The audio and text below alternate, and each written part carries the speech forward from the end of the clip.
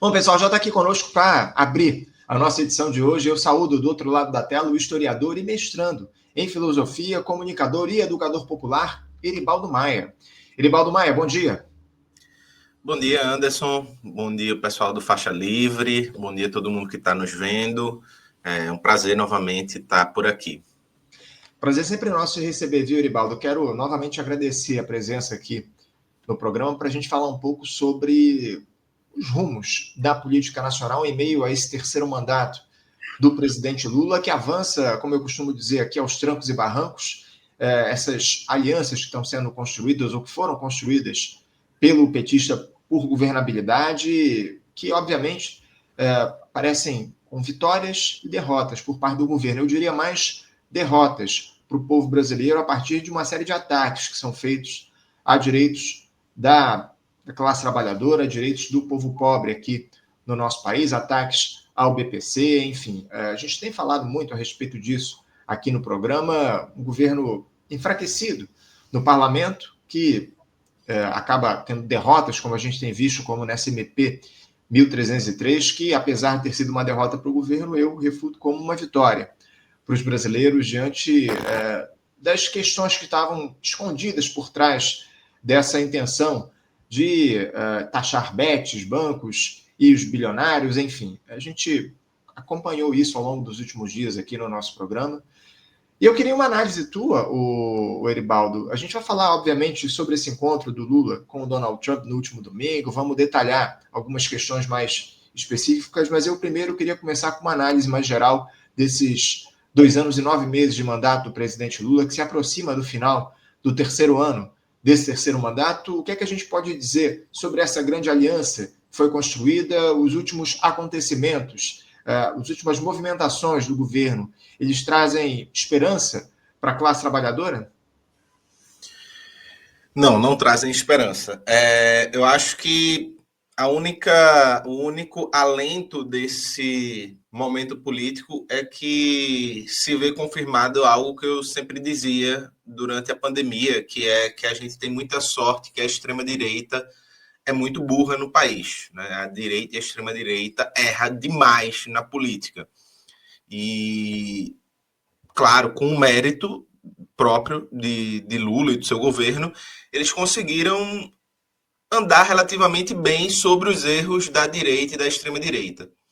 Basta lembrar como estava a situação em termos de popularidade do governo antes do que foi as ofensivas de Trump ao Brasil, né, das taxações, das taxas, da ida de Eduardo Bolsonaro aos Estados Unidos, etc. Então, o Eduardo Bolsonaro foi, de certa forma, o maior cabo eleitoral do governo Lula, né? Ele foi para os Estados Unidos, foi lá, ficou insistindo pelas taxas. Donald Trump colocou as taxas sobre o Brasil foi taxado. Isso deu uma nova vida ao governo Lula, que soube aproveitar bem o discurso, né, do patriotismo, pegou o discurso do patriotismo, pegou o discurso da defesa do Brasil, pegou o discurso da soberania nacional de volta, que estava na mão da direita e da extrema-direita, ainda que isso tenha ficado mais na conta do discurso, né? Conseguiu fazer uma boa negociação ali em termos de, apesar das taxas estarem continuando, ela foi muito, muito menos agressiva do que o que Trump anunciou inicialmente.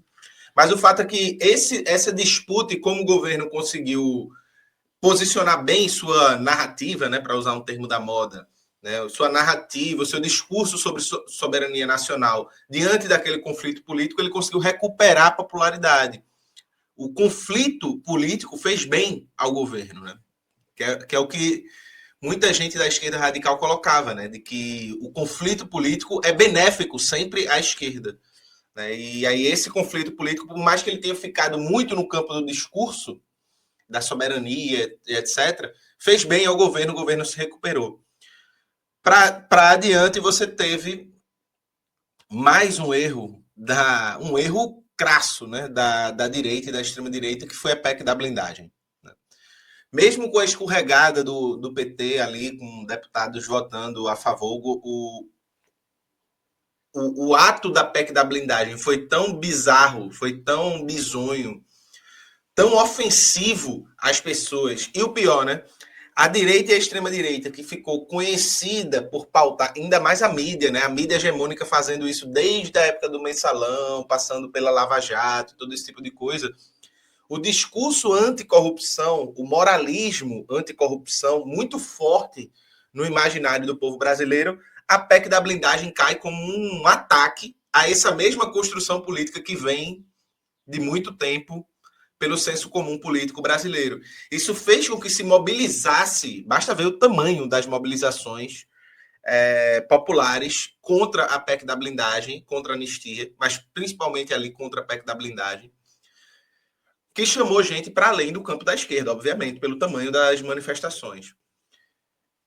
O povo na rua obrigou a direita e a extrema-direita a recuarem e deu ao governo a chance de uma ofensiva, que ele aproveitou parcialmente. Então, ele conseguiu, no bojo desse recuo, aprovar lá o imposto de renda que estava parado há muito tempo. Né? Uhum. Ele aprova o imposto de renda. Nesse embalo, a direita recua, o governo promove um avanço que é, sim, muito bom, excelente, a redução do imposto de renda, da cobrança do imposto de renda, né, fazendo com que a faixa seja pessoas que isentas, a quem ganha até 5 mil e quem ganha até 7.500 vai ter uma progressão. E isso alavanca novamente a popularidade do governo. O governo recupera a popularidade diante do caos de popularidade que estava antes dos ataques à soberania nacional feitos por Donald Trump. Acontece que, por um lado, como você bem falou, né, por exemplo, a MP que caiu, ela era cheia de... por trás daquele discurso de taxação das grandes fortunas, dos ricos, etc., era cheio de medidas de corte de direitos, de ataques sociais, feitas pelo próprio governo. Uhum. E, por outro lado, o governo não aproveitou essa ofensiva popular que fez a direita e a extrema-direita recuar e volta mais uma vez sua política para a política meramente institucional, abandonando novamente a força das ruas. Não usa do embalo das ruas para manter as ruas mobilizadas e forçar a direita e a extrema-direita a continuar a recuar. E eu acho que esse é o principal problema. Essa é a principal questão. É um problema estratégico. E aí, por fim, eu acho que o maior empecilho e problema para 2026, numa eventual vitória, como está se desenhando, de Lula, né, uma eventual reeleição de Lula, é que você tem um teto de gastos. E o teto de gastos, ele, como disse a própria ministra, né, Simone Tebet, 2027 vai ser obrigatório ter um corte de gastos e uma reforma para poder o teto de gastos continuar, o arcabouço fiscal continuar existindo. Isso vai significar um corte muito violento em orçamento, em direitos, a custo de que, se não fizer isso, você vai ter que derrubar o arcabouço fiscal, o que não me parece estar no horizonte do governo Lula, como todas as declarações do ministro Fernando Haddad colocam. E aí, essa popularidade conquistada diante dos cortes futuros pode ser, caso confirmado, né, bastante ameaçada e tenhamos um segundo mandato também bastante conturbado, se a direita e a extrema-direita for minimamente menos burra do que tem sido. O Eribaldo, inclusive, pelo que é dito, a própria Simone Tebet falou a respeito disso, esse corte, essa mudança aí nas questões relativas aos recursos públicos deve acontecer entre as eleições de 2026 e a posse do presidente em 2027. Você disse algo que eu queria aprofundar aqui na nossa discussão. Você comentou que o governo Lula ele se aproveitou de um jeito ou de outro dos erros da extrema-direita.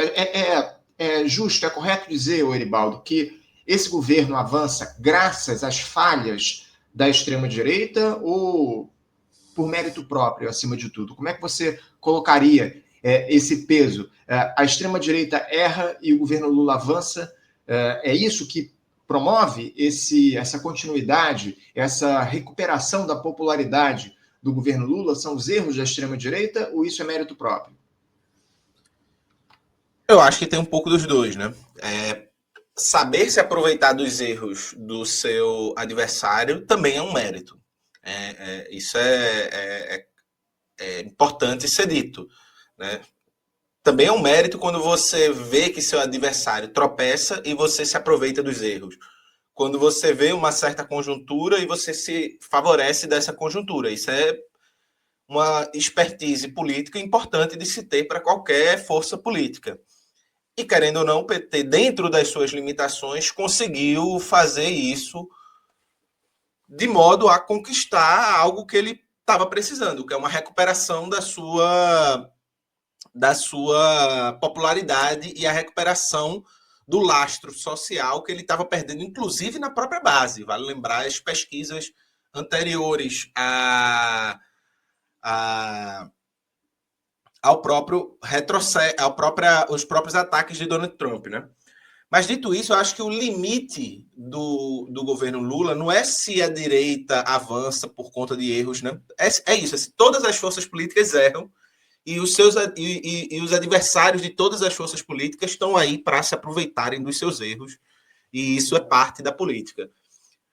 O ponto é que a estratégia política do governo Lula, que é uma estratégia que precisa... Veja, o momento de maior avanço do governo Lula é justamente quando a revelia do governo Lula, a população vai às ruas, né, tem o erro da PEC da blindagem, erro esse que faz com que o próprio PT caia também no erro, né? O PT, uma parte dos seus deputados votam a favor da PEC da blindagem sob a justificativa de que isso era parte de uma conciliação. As pessoas não engolem esse discurso, obrigam o PT a recuar nesse discurso da conciliação e de comprar um tensionamento um pouco maior, que foi quando ele apresenta não só a derrubada da PEC da blindagem, né? Não só costura a derrubada da PEC da blindagem, mas apresenta o avanço do projeto que estava parado, né? O projeto do imposto de renda, né? De isenção do imposto de renda para quem ganha até 5 mil. É justamente quando ele avança sobre a direita, a partir da mobilização popular, ainda que a revelia dele mesmo, que ele consegue sucesso. Então, meu ponto é que o grande limite do petismo são dois. É achar que você vai conseguir mudar a correlação de forças de maneira passiva, de modo a, no processo de conciliação, você ir conciliando para evitar conflitos. Então, você vai fazendo um monte de medidas, né, conciliatórias para evitar o conflito. Isso na política econômica é explícito, né? A política econômica do PT é uma política feita para não ter conflito com o mercado financeiro, com a grande burguesia, com ninguém. Então, não tem conflito com ninguém. E aí, a partir disso, ele espera que dentro desse processo de conciliação você consiga ir mudando a correlação de forças, mas não vai mudar. Porque a gente está numa faixa histórica em que o conflito político, a direita e a extrema-direita principalmente, não mais se pautam por conciliações, por consensos políticos. Uhum. Elas se pautam pelo programa máximo. Então, veja, a direita e a extrema-direita não reclamam do PT porque o PT coloca austeridade, que o arcabouço fiscal estrangula o orçamento do Estado, que vai obrigar periodicamente a ajustes fiscais pesadíssimos sobre o lombo do trabalhador. A reclamação não é essa. A reclamação é que o PT faz pouco disso. Então, não importa o que o PT faça, eles vão sempre pedir mais. Nesse sentido, você nunca vai conseguir mudar a correlação de forças de maneira passiva. Você precisa obrigar a direita e a extrema-direita a recuar. Como foi que a direita e a extrema-direita recuou nesse momento histórico? Quando o povo foi para a rua.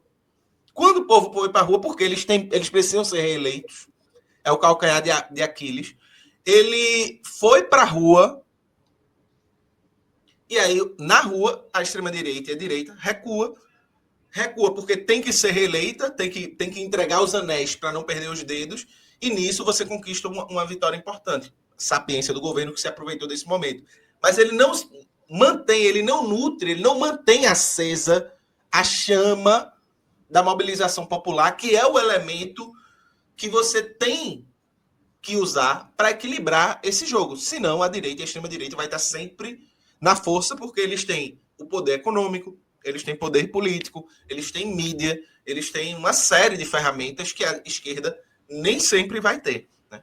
Então, eu acho que o grande elemento-chave disso que você coloca, Anderson, é exatamente o fato de que o ponto de alicerce para uma estratégia política da esquerda, ao meu ver, é exatamente a mobilização popular. E é disso que a estratégia petista, em última instância, abre mão. Seja para você conciliar, para fazer acordos, seja para você aprovar projetos, você precisa de mobilização popular. Basta lembrar que o projeto do imposto de renda foi votado sem nenhum voto contra. É porque Nicolas Ferreira é um amante do povo brasileiro e queria reduzir o imposto de renda para as pessoas? Jamais. É porque o povo na rua colocou medo na direita e na extrema-direita. E eles precisam ter medo para poder a gente avançar. Senão, eles vão continuar avançando. É isso, é isso. Eribaldo, eu queria continuar aqui o nosso papo, já entrando aqui no tema desse encontro que tivemos aí no último domingo entre o presidente Lula e o presidente dos Estados Unidos, o Donald Trump. Encontro esse que aconteceu lá na Malásia, enfim, uma reunião cheia de expectativa, muito esperada entre os dois líderes. E eu queria que você falasse um pouco a respeito disso. Você acha que esse encontro se deu dentro das expectativas, a partir do que surgiu, do que veio publicado pela grande imprensa, pelos interlocutores, enfim? Eu te confesso que, pelo que surgiu, me parece que o Lula estaria disposto a ceder mais do que deveria. Eu queria saber se você concorda com isso. E eu me refiro a terras raras, me refiro à prioridade para os Estados Unidos em determinadas questões aqui do nosso país, enfim, coisas de interesse do estadunidense. Como é que você avalia esse encontro e o resultado dele? O que é que pode surgir a partir disso? Você acha que essa lógica, essa ideia de soberania que o Lula tanto defendeu ao longo dos últimos tempos, isso vai ser mantido a partir dessa negociação com Donald Trump? Olha, Anderson, o Vladimir Safat, em uma época, falou um negócio que muita gente não gostou. Quer dizer, ele fala muitas coisas que muita gente não gosta, né? Acho que isso, para um filósofo, é uma qualidade. Que é o PT, ele é especialista em ganhos simbólicos, né? Que é faz um programa econômico liberal, neoliberal, mas ele bota o boné do MST e sobe na rampa com uma galera, e isso aí é o ápice da coisa. Veja, eu acho que as negociações com os Estados Unidos tem que ter, porque os Estados Unidos colocou taxas no Brasil e o Brasil precisa reverter isso. Por outro lado, isso também parte do fato de que o próprio Estados Unidos está sendo muito prejudicado com as próprias taxas que está colocando. Então, por exemplo, um exemplo explícito disso é o café. Os Estados Unidos compra muito café do Brasil, o café está com taxas, e isso fez com que, na verdade, o preço do café nos Estados Unidos subisse muito, e o pessoal está puto nos Estados Unidos. Né? A inflação nos Estados Unidos tem crescido muito, principalmente ligados a produtos agrícolas que vêm do Brasil. Então, o próprio Trump está precisando rever isso, porque isso tem prejudicado a sua própria popularidade dentro do próprio Estados Unidos. Então, Lula é um bom cara que tem um bom trânsito internacional e tem feito esse. E sempre quando ele vai para fora. O Lula do exterior, às vezes, é muito melhor do que o Lula do Brasil. Né? O Lula do exterior consegue dar declarações muito importantes, etc. Um bom negociador. E tudo isso que quem acompanha já sabe. O fato é que ainda é muito cedo para dizer quais são as conclusões e os andamentos dessas negociações. O fato é que, como você bem colocou, Anderson, é mais do que sabido, diante do que vem sendo comentado, de que parte dessas negociações não são somente para a questão das taxas. Envolve principalmente a questão das terras raras. A questão das terras raras talvez seja a maior ameaça à soberania nacional desde a privataria tucana, daqueles escândalos de privatização e todo esse tipo de coisa. Porque as terras raras são um conjunto de terras que tem em si um conjunto de minerais e riquezas naturais que são fundamentais na indústria de tecnologia. E, portanto, países que são detentores de grandes volumes de terras raras, como o Brasil, eles têm literalmente ouro na mão. Assim, eles têm literalmente muitos metais que são muito valorizados na mão. Principalmente, né, metais ligados a essa indústria da tecnologia, tipo produção de carro elétrico, celulares, tablets, computadores, supercomputadores, esses data centers, tudo isso é produzido também com esses metais de terras raras. Há um indicativo de que o Brasil, dentro dessas negociações, vai colocar as terras raras à disposição, ou pelo menos com prioridade para serem extraídas pelos Estados Unidos, assim como tem feito na margem equatorial do rio Amazonas, né? Na margem equatorial já vai ser extraído petróleo de lá, né? Mesmo com todos os recados de debates ambientais, de cientistas, é importante dizer, são cientistas que apontam o perigo da extração de petróleo daquela região, né? Mas, como já diziam os autores da Escola de Frankfurt, né, a ideia do progresso é maior do que qualquer noção de racionalidade, né? Então, ela é mais importante do que tudo. Então, a justificativa do progresso é sempre muito forte. Mas o fato é que muita gente diz, né, a revelia desses recados sobre a questão ambiental, de que ali vai ser explorado petróleo para o desenvolvimento do Brasil, quando, na verdade, a maior parte dos poços de petróleo estão sendo privatizados para empresas dos Estados Unidos, da Europa e da China. Assim como as terras raras. Então, boa parte das riquezas das terras raras vai ser entregue para os Estados Unidos. Agora, Eribaldo, me permita, até desculpa te interromper, esse tipo de política, com o governo Lula cedendo os minerais raros para os Estados Unidos nessa negociação em torno do tarifácio, isso não vai no rumo da política adotada por esse e por outros governos, que o tarifácio, derrubar o tarifácio, acima de tudo, é favorecer o agronegócio, que tem sido o principal prejudicado por essas tarifas que estão colocadas. Não há desenvolvimento industrial no país. E essa entrega dos minérios, de alguma forma, não vai nesse sentido? Beneficiar o agroexportador, algo que tem sido feito por todos os últimos governos, e ignorar a lógica de desenvolvimento industrial que está colocada, que é mais do que necessária no nosso país? É importante dizer que, apesar do agro ser o mais afetado pelo tarifaço, o agro não está sendo economicamente tão afetado assim, porque, inclusive, vamos lembrar que o preço, por exemplo, do café estava nas alturas aqui. O cara comprava, aqui tem um café que eu, enfim, se forem processar, me processa. Tem um café Santa Clara, que é horrível. Horrível. Tava 20 e poucos reais. Ele já está bem mais barato. Teve um certo recuo da inflação de alimentos, principalmente desses alimentos que eram exportados. Então, como eles estão com taxa, eles não são exportados. E aí ficam no mercado interno para ser consumido no mercado interno, a inflação interna baixou. Ou seja, o beneficiário, de certa forma, da taxa sobre o agronegócio foi o povo brasileiro. Né? O povo brasileiro sentiu no bolso um recuo da taxa. Por quê? Porque a produção agrícola ficou mais no mercado interno do que foi exportada. Né? Dito isso, certamente, a entrega das terras raras para o capital estrangeiro, para os Estados Unidos, é o reforço de uma perspectiva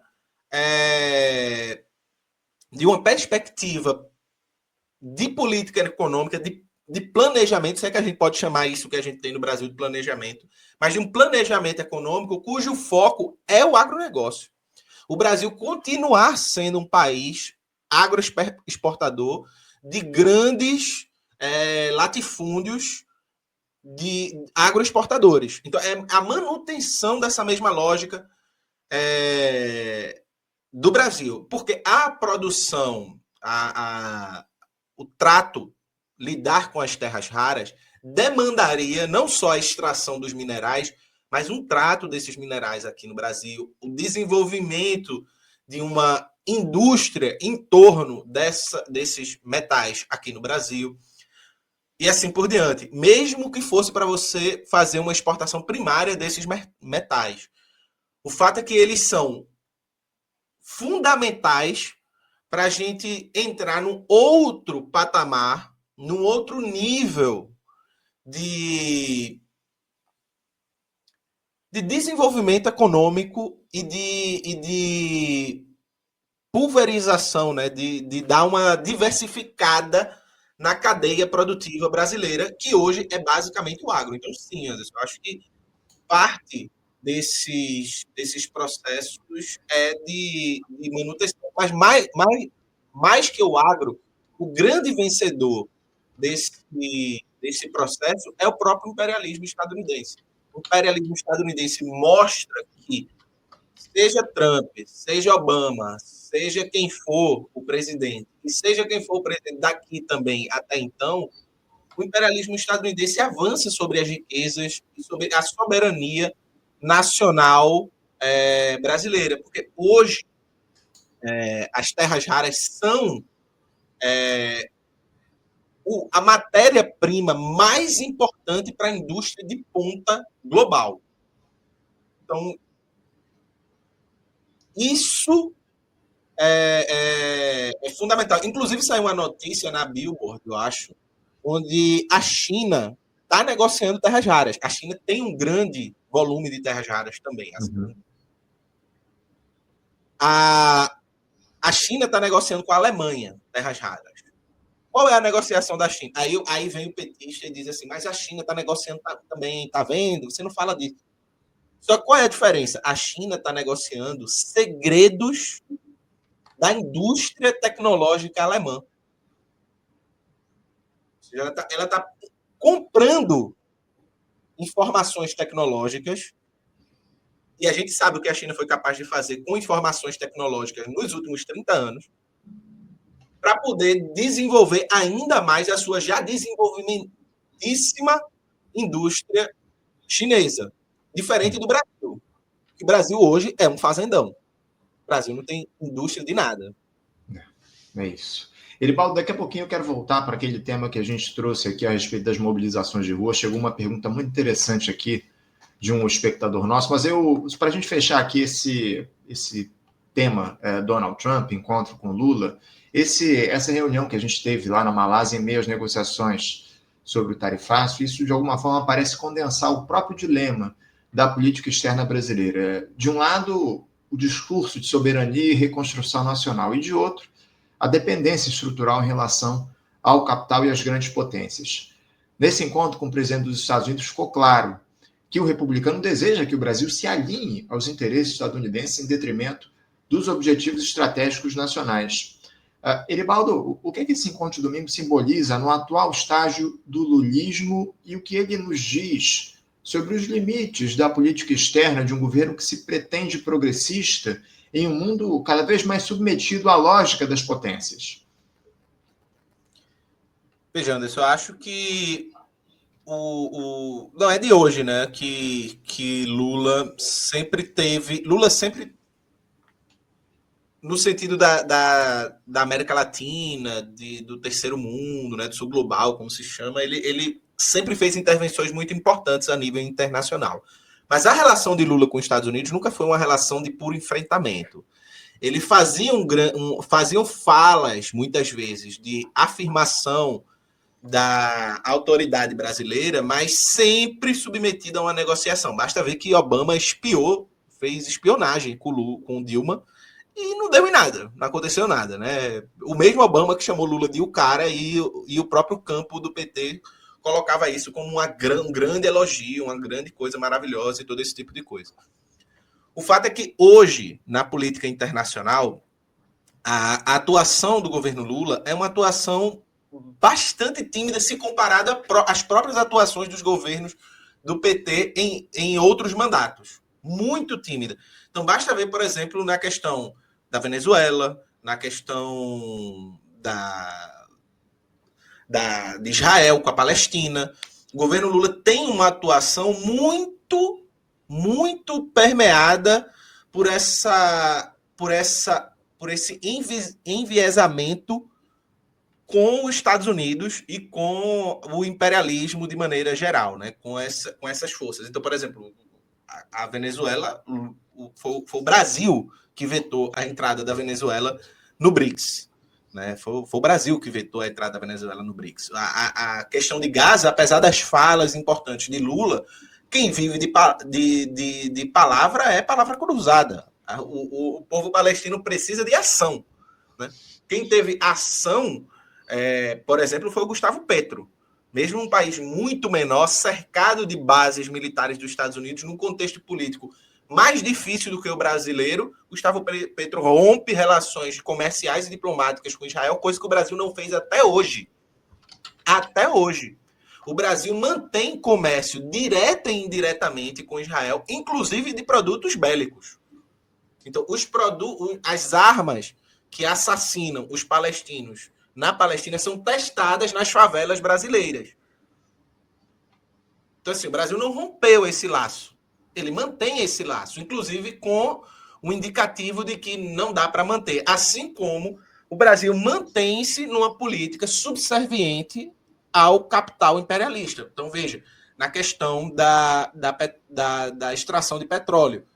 O leilão que ocorreu, acho que no final do ano passado, no início desse ano, a maioria dos poços previstos foram vendidos para empresas estrangeiras. Ou seja, para o Brasil comprar petróleo do Brasil, ele vai ter que importar. Ele vai ter que importar petróleo do Brasil, o Brasil. Então, essa história de, mas o Brasil está se desenvolvendo e botando petróleo, extraindo petróleo da foz do Rio Amazonas. Não, esse dinheiro vai para fora. Assim como as terras raras estão sendo negociadas para serem entregues para os Estados Unidos extrair terras raras aqui. E quem vai ficar com o custo ambiental disso? Por exemplo, se tiver qualquer probleminha, por exemplo, uma das empresas que comprou poços de petróleo na foz do Rio Amazonas, ela tem sistemáticos problemas de poluição. Se tiver um problema de poluição na foz do Rio Amazônia, o que é que vai ser da fauna e flora amazônica? E essa empresa vai acontecer o que com ela? O mesmo que aconteceu com a Vale, que foi privatizada, que destruiu tudo? Vai ser isso? Então, veja, falar de soberania é preciso comprar e se posicionar internacionalmente com uma certa coragem. Ainda mais nesse tempo histórico, como você falou, é um tempo de muitos conflitos. Se é um tempo de conflitos, é difícil você tentar ser neutro a todo momento. Né? Então, é preciso que você se posicione de maneira mais explícita. Então, não basta você dizer, eu acho absurdo, é genocídio na Palestina. Beleza, e o que é que você está fazendo por isso? Porque você está dizendo, então, que Israel comete um genocídio e você negocia armas com Israel, um país genocida? Qual é a lógica entre discurso e prática? É preciso ter um alinhamento maior para justamente a gente não ficar naquilo que o Safatli falou, né? Num governo de ganhos simbólicos, que fala uma coisa bonitinha para emocionar a base eleitoral, mas por trás ele faz exatamente o contrário, faz uma medida contrária do que ele está falando. E com isso, você vai mantendo uma lógica de acomodação política diante de um horizonte muito rebaixado. Destaca-se também a posição, eu diria, recuada do Brasil em relação às ameaças do Donald Trump à Venezuela e à Colômbia, que a gente tem acompanhado ao longo dos últimos tempos. Lula, nessa reunião, teria se colocado à disposição do Donald Trump para ser interlocutor com o Nicolás Maduro, mas isso é absolutamente insuficiente. O que o presidente brasileiro deveria colocar de maneira firme era enfim, a rejeição a essa postura imperialista do Donald Trump de tentar interferir num país soberano como é a Venezuela, o que colocaria o nosso continente todo em risco, uma eventual ação militar aqui na nossa fronteira. Eribaldo, eu queria trazer aqui uma participação de um espectador nosso, voltando aqui ao tema da mobilização, porque o Pedro Miguel ele fez uma pergunta que eu queria te repassar. Ele faz aqui pergunta o seguinte: Eribaldo, mas o Guilherme Boulos anunciou publicamente que ele entrou no ministério com a missão de conduzir as ações do governo para a rua. Faz uma afirmação, não é uma pergunta, mas eu te direciono essa pergunta. Como é que você vê essa nomeação do Guilherme Boulos, especialmente para a Secretaria-Geral da Presidência, especialmente se você acha que ele pode ser capaz de fazer essa articulação e que tipo de articulação ele vai fazer de fato entre o governo de caráter neoliberal, que é essa gestão Lula, e a classe trabalhadora, os movimentos sociais, Eribaldo? Esse Boulos disse isso, e se ele disse isso, eu espero que ele cumpra. Né? É isso. Assim. Eu espero que ele cumpra. Eu não sou uma pessoa que torço por mal maior, não. Eu torço pelo melhor possível. O problema é que é isso. Assim, o governo também disse que não ia ter arcabouço fiscal nesse governo e teve. Então, assim, eu espero que ele, dizendo que vai fazer mobilizações e que vai colocar o governo nas ruas, que ele faça de verdade. Agora ele precisa provar que vai fazer. Essa nomeação de Boulos, eu acho que ela é, na verdade, um problema muito grande. Ela é esperada, ao meu ver. Né? Não era de hoje que Boulos era ventilado como possível ministro do governo, não era de hoje. Mas eu acho que o grande perdedor é o PSOL. Né? Então, Boulos, muito possivelmente, não está quase fechado isso, né? Que Boulos não vai ser candidato a deputado federal na próxima eleição. Uma pessoa que tem e tem uma base eleitoral significativa em termos de deputados, no momento em que a esquerda, tirando o PT, tem muitas dificuldades de atingir coeficiente eleitoral, de fazer número suficiente para poder passar a cláusula de barreira e todo esse tipo de coisa. O Boulos simplesmente tomou uma decisão que desconsidera o PSOL. É obviamente que eu já vi entrevista de pessoas do PSOL comentando sobre o tema, dizendo que não é bem assim e vai ficar tudo bem, etc. Mas vai ficar tudo bem e quem é que vai puxar os votos que Boulos tem para repor esses votos necessários para o pessoal superar a cláusula de barreiras? Acho difícil, acho complicado. Então, o grande ponto, ao meu ver, dessa indicação de Boulos é você ter um processo que me parece ser o começo de uma assimilação do PSOL pelo PT. Uhum. Isso não é de hoje, não é um. Inclusive, há setores do PSOL que resistem muito bravamente a esse processo de assimilação do PSOL pelo PT, mas o fato é que hoje boa parte, principalmente desse campo, né, que eles se colocam como neutros, mais apoiadores do governo. Né?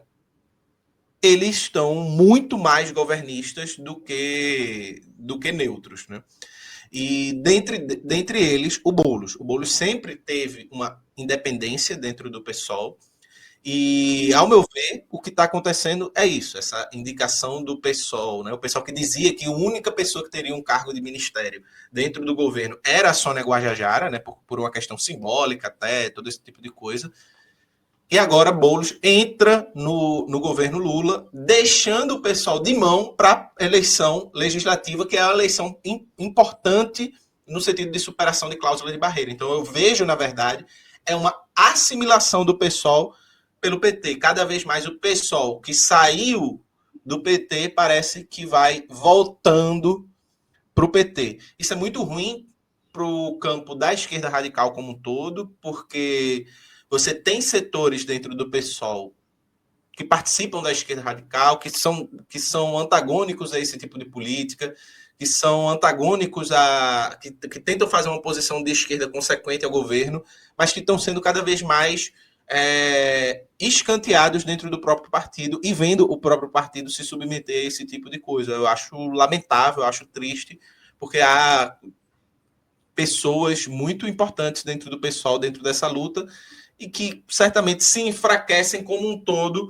com essa ida de Boulos para o ministério. Tirando o fato de que Boulos acredita muito, eu acho que esse é um elemento importante, que ele pode ser o substituto de Lula num futuro 2030, talvez. Ainda que eu ache que o PT não abre mão, a não ser que Boulos vá para o PT não abre mão de uma candidatura própria por nada nessa vida. Inclusive, basta lembrar como foi a primeira campanha de Boulos para prefeito de São Paulo, sempre existia aquele discurso do PT de que o PT não apoia outros partidos de esquerda porque o PT tem maioria dos votos. Então, quando você tiver maioria dos votos, aí eu apoio você. E aí o candidato do PT não passava de 4% das intenções de voto, Gilmar Tato, Boulos com risco de ir para o segundo turno, e o PT ainda assim não apoiou Boulos na primeira campanha para prefeito. Né? Depois o PT vem apoiar. Mas o fato é que eu acho muito difícil. O PT não é um partido, ele é um partido muito hegemonista, ele não abre mão facilmente, né? Precisa de um tempo para ele abrir mão. Talvez só quando ele vê que não tem chance alguma, ele comece a abrir mão. Mas muito dificilmente. Então, essa disputa de Boulos se colocar como um substituto de Lula, que ainda vai concorrer com Haddad, né? Que é o grande favorito da cúpula petista, vai ser algo que vamos ver se essa aposta de Boulos vai fazer efeito nessa corrida já visando 2030. Inclusive, na próxima quinta-feira, a gente vai conversar aqui no programa com a presidente do PSOL, a Paula Corade, para falar um pouco sobre essa posse do Boulos no Ministério. Aliás, a cerimônia de posse oficial deve acontecer amanhã, lá em Brasília. Na quinta-feira, a gente vai conversar aqui com a presidente do PSOL no Faixa Livre para discutir, falar um pouco a respeito disso, inclusive essa diretriz que há no partido de que proíbe figuras do PSOL de assumirem cargos no governo, com exceção feita a Sônia Guajajara. Muito provavelmente o Boulos teria de se licenciar do PSOL para assumir esse cargo no Ministério. A gente vai conversar com ela também a respeito disso. O Eribaldo, falando ainda sobre o governo Lula, boa parte da esquerda segue defendendo esse governo como uma trincheira contra a extrema-direita, mesmo diante de políticas que perpetuam a lógica de mercado. Essa postura é sinal, digamos assim, de maturidade política, de quem entende os limites da correlação de forças, ou de uma capitulação ideológica que desarma o campo popular e condena-o à tutela do executivo? Veja, eu acho que o grande problema é de leitura política e tática política. Na filosofia, a gente tem um ditado que é: se você faz a pergunta errada, você vai sempre responder o problema de maneira errada, porque a pergunta está errada. Então, às vezes, o melhor a ser feito é reformular a pergunta. O grande ponto da estratégia petista é de que você teria que, para barrar o avanço da extrema-direita, fazer uma frente amplíssima para se eleger. Frente essa que tem até bolsonarista, né, na frente ampla. Né? A frente ampla do PT é amplérrima, né? Vale todo mundo contra a extrema-direita, até a extrema-direita. E você, a partir disso, consegue força institucional suficiente para barrar o avanço da extrema-direita. Ao chegar no governo, você vai ter que fazer 1000 conciliações, 1000 adendos políticos, trair o próprio programa, trair as próprias promessas eleitorais, contanto que isso mantenha você no poder. Porque se você tensionar demais, você vai levar um golpe, você vai perder a eleição, você vai cair, e isso e aquilo, aquilo outro.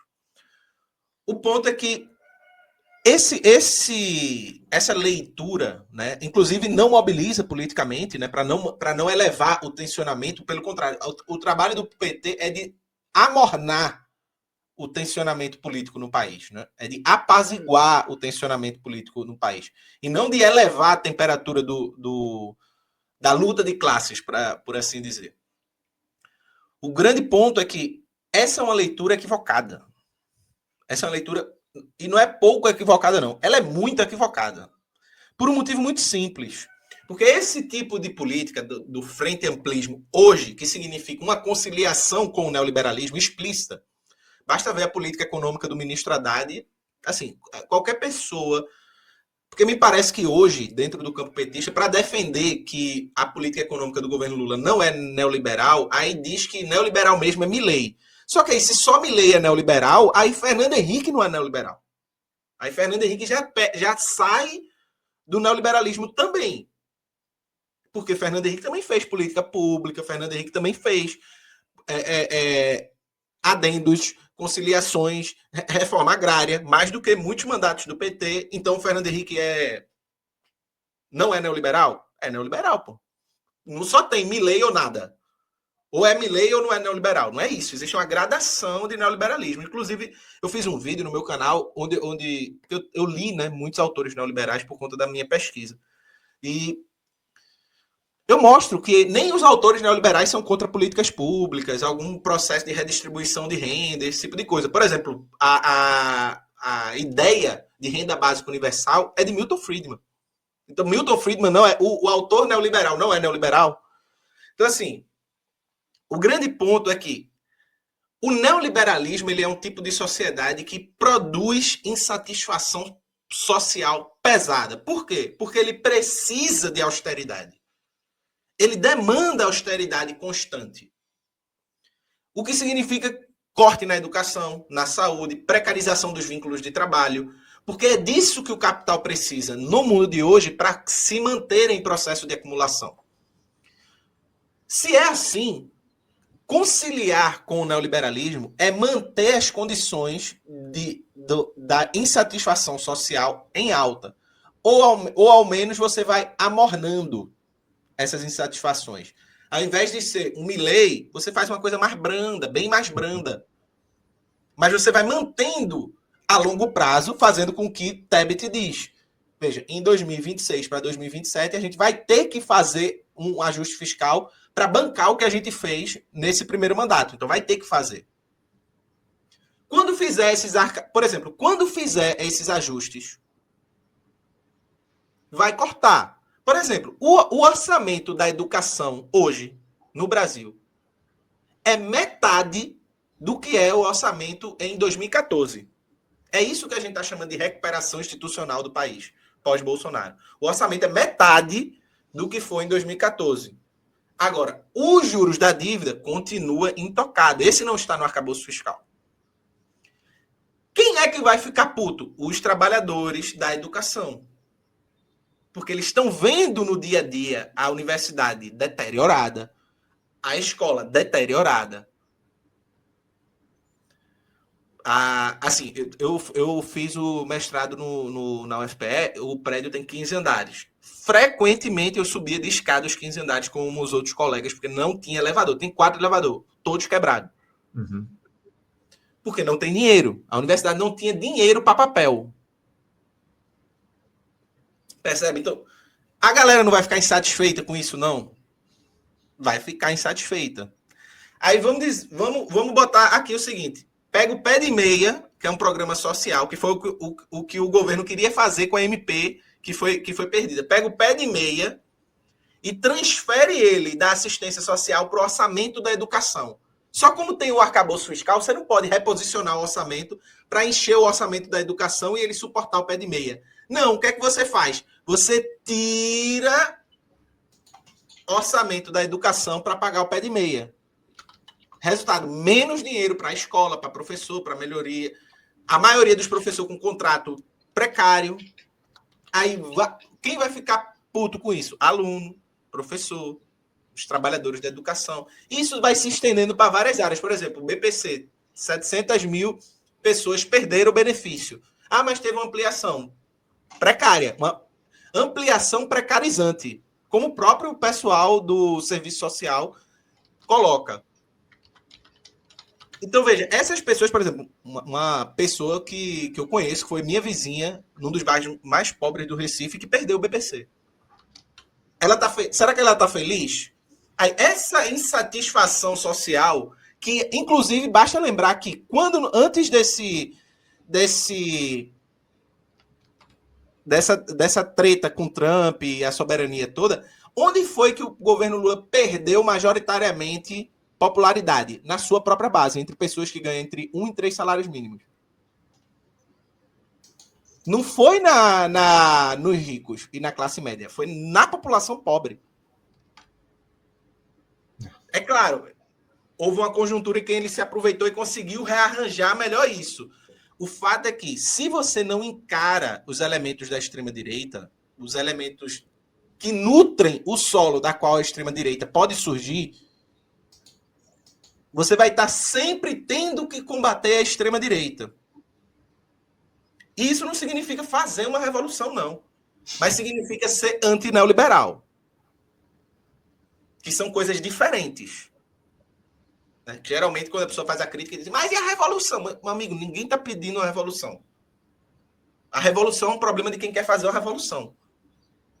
Mas o problema político do Brasil é o neoliberalismo. E o neoliberalismo, como problema, demanda uma política anti-neoliberal, que foi o que Lula prometeu na campanha. Uhum. Lula prometeu na campanha. Lula disse que quem fazia políticas neoliberais não tinha projeto de país. Que arcabouço fiscal era coisa de quem não tinha projeto de país. E aí ele faz um arcabouço fiscal. Ou seja, então quando a extrema-direita pega e diz, não, a gente precisa mudar tudo isso que está aí, está tudo errado, sua vida tá horrível, a sua vida tá uma merda, porque essa esquerda é horrível, aquele discurso vazio e abstrato, mas que dialoga com um sentimento popular de que, de fato, a vida está muito ruim, e de que parece que entra político, entra direita, sai esquerda, e é tudo a mesma coisa, muito parecido. Então você tem que votar num cara outsider, maluco, qualquer, que vai chegar lá e vai fazer uma alucinação qualquer. Então, assim, e isso, Anderson, desde o nascimento do nazismo até a extrema-direita contemporânea, dada a diferença histórica desses processos, são sempre processos muito parecidos. Processos em que a esquerda concilia fortemente com elementos que produzem grande insatisfação popular a ascensão da extrema-direita. Crise do capitalismo, conciliação, ascensão da extrema-direita. Eribaldo, eu estou de olho aqui no relógio, estamos chegando no finalzinho do nosso papo. Eu queria trazer aqui um último questionamento, porque você falou ao longo dessa tua resposta sobre alianças, enfim. Já pensando nas eleições do ano que vem, as forças políticas estão, obviamente, se movimentando em busca da construção de palanques para o pleito presidencial. O PT já sinalizou que vai seguir na estratégia das alianças amplas. O problema é que esse conceito se mostra cada vez mais genérico e preocupante, viu? Aqui no Rio de Janeiro, por exemplo, o prefeito Eduardo Paz deve concorrer ao governo do estado, tendo ao seu lado o atual governador Cláudio Castro, bolsonarista de carteirinha, e Luiz Fernando Pezão, ex-governador que fez uma gestão trágica, inclusive, e acabou preso. Sem contar com as sinalizações que ele já fez a outros setores da extrema-direita mais nefasta. Isso tudo tendo o presidente Lula como aliado aqui no Rio de Janeiro, só para deixar claro. Eu queria saber de você, quais são os limites, Eribaldo, dessa ampla aliança para as eleições de 2026, considerando que a gente tem um bolsonarismo um pouco mais enfraquecido em relação ao que a gente tinha 4 anos atrás, enfim. Como é que se avalia os limites dessa aliança ampla para as eleições do ano que vem? O que é que pode ser feito? O que é que deve ser feito para se construir a dita governabilidade? Enfim, quais são os limites da ampla aliança, Eribaldo? Veja, Anderson, essa pergunta é boa porque o teu exemplo já responde ela, né? O exemplo de Eduardo Paes, né? Que é o Eduardo Paes, inclusive, eu me lembro que teve uma época que, logo quando ele ganhou a eleição, etc., e aquele jeitão dele, teve uma época que várias pessoas ligadas ao campo petista reivindicavam Eduardo Paes como o grande vitorioso, o grande cara capaz de derrotar, mostrando como é que se derrota a extrema-direita. E que isso ele deveria, inclusive, ser cotado para substituir Lula no futuro, né? Porque ele é justamente esse cara capaz, ardiloso de vencer a extrema-direita. Como botando toda a extrema-direita para ser parte do palanque dele. Qual é o grande problema disso? Qual é o grande problema? Veja, política institucional dentro do capitalismo, dentro da democracia burguesa, Anderson, você vai sempre ter que fazer negociações, conciliações e alianças. Você vai fazer. Assim, não adianta ser purista. Dentro da democracia burguesa, você vai fazer isso. O problema é como. Como você faz isso? Quando você faz no sentido de que, veja, você tem que combater a extrema-direita. Então, para combater a extrema-direita, vale tudo. E aí, vale tudo, você apoia qualquer candidato que não é extrema-direita, explícito, porque ele é capaz de ganhar a extrema-direita. E aí você dá uma carta branca para o sujeito fazer o que ele quiser. Porque é isso, Eduardo Paes, ele sabe que se ele chutar um idoso, se ele matar um cachorro, se ele dar na cara de um gato, ele vai ter o apoio do campo progressista. Porque ele é o grande vencedor de fascistas. Então, a partir disso, sabendo que esse apoio está garantido, ele se junta com Malafaia, Pezão, Cláudio Castro, golpista, miliciano, tudo que é desgraça, ele junta. Por quê? Porque não tem... É isso, assim, é uma falsa conciliação. Você, de antemão, você diz, ó, você pode fazer o que quiser, contanto que você me apoia. Então, isso produz uma conciliação, isso não é conciliação, né? Eu não chamo isso de conciliação. Isso produz uma conciliação que, na verdade, é uma rendição. Você perde. Assim, sob o nome de uma negociação, você não tem poder nenhum de negociação. Qual é a pauta de esquerda que Eduardo Paes foi obrigado a tocar no Rio de Janeiro porque para ter o apoio da esquerda? Qual pauta? Qual pauta, por exemplo, de esquerda, qual reforma Eduardo Paes fez em prol do povo carioca? Um avanço para o povo carioca, no sentido de esquerda. Educação, saúde, transporte. O metrô do Rio, até onde eu sei, é um dos mais caros do país. E é horrível. Sim. Assim, R$7,90 a tarifa. Pois é. O metrô aqui, né? O metrô aqui de Recife, João Campos, né? Outro que aparece como grande líder progressista, que nas eleições, Anderson, nas eleições com a prima dele, né? Porque aqui em Recife é tudo entre família. A eleição dele com a prima dele, que estava no PT na época, ele distribuía panfleto na porta da igreja do PSB, dizendo que Marília Reis ia legalizar o aborto, era a favor do aborto. Usando o mesmo discurso, dizendo que o PT era corrupto e os cacete. Hoje o PT é isso, assim, o PT e o PSB aqui é coladíssimo. E aí, em troca disso, o que foi de esquerda que João Campos fez pela cidade? A não ser dancinha de TikTok. Nada. O metrô de Recife estava pegando fogo um dia desse. PSB passou décadas no governo do estado, décadas na prefeitura e nada. Percebe? Então, assim, o transporte público da cidade do Recife é horrível. É um dos piores. De todas as cidades que eu já conheci, é um dos piores. Não é isso? Então, assim, e enquanto isso, o João Campos tem aliança com pastor, golpista, com todo esse tipo de coisa. E é isso. Em troca de quê? Em troca de quê? Por exemplo, em troca de quê a frente amplérrima do governo Lula, em troca de quê? Qual foi a grande reforma que o governo Lula produziu nesse mandato? Nada.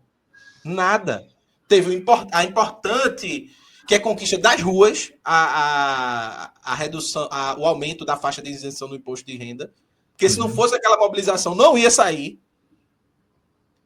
Então a mobilização ganhou um direito, e aí mérito do governo que aproveitou da mobilização para conseguir, beleza, tudo bem. Mas fora isso, conseguiu o quê? Uma reforma. Nada. Então, assim, é muito... Diante desse cenário, você vê um rebaixamento político, tanto que nos debates entre pessoas críticas, né, trabalhistas, pessoal da esquerda radical, com os petistas, o argumento petista mas não dá para fazer mais que isso. É uma política do não dá. Do não dá para fazer. E aí, como é que você conquista as pessoas da extrema-direita se tudo que você tem a oferecer é que não dá para fazer? Apenas evitar o pior. O nosso futuro e o nosso sonho de país é apenas evitar um pesadelo maior? Se for isso, apesar da hegemonia, apesar de ganhar a eleição, a esquerda, enquanto esquerda, morreu. Sim. Porque a esquerda existe e existiu desde sempre como aquela que vende as pessoas, que entrega às pessoas a imaginação de um mundo diferente, melhor, de uma vida boa, e não de uma vida menos ruim. Uma vida menos ruim, tu por um acaso ganha numa quina, numa Mega Sena, tu vai ter uma vida menos ruim. Não precisa de esquerda para isso. É isso. Eribaldo, eu quero agradecer demais a tua presença aqui com a gente mais uma vez no Faixa Livre. Obrigado por fazer esse papo conosco novamente no programa. Em breve a gente certamente vai voltar a conversar, porque temas não faltam para a gente fazer o debate, o diálogo aqui no programa. Obrigado pela tua participação, te desejo uma boa terça-feira e deixo meu abraço forte. Valeu, Anderson. Obrigado. Um prazer estar aqui novamente. Tchau, tchau. Valeu, um abraço. Tchau, tchau. Conversamos aqui com Eribaldo Maia. Eribaldo Maia, que é historiador, que é educador popular, também mestrando em filosofia, comunicador,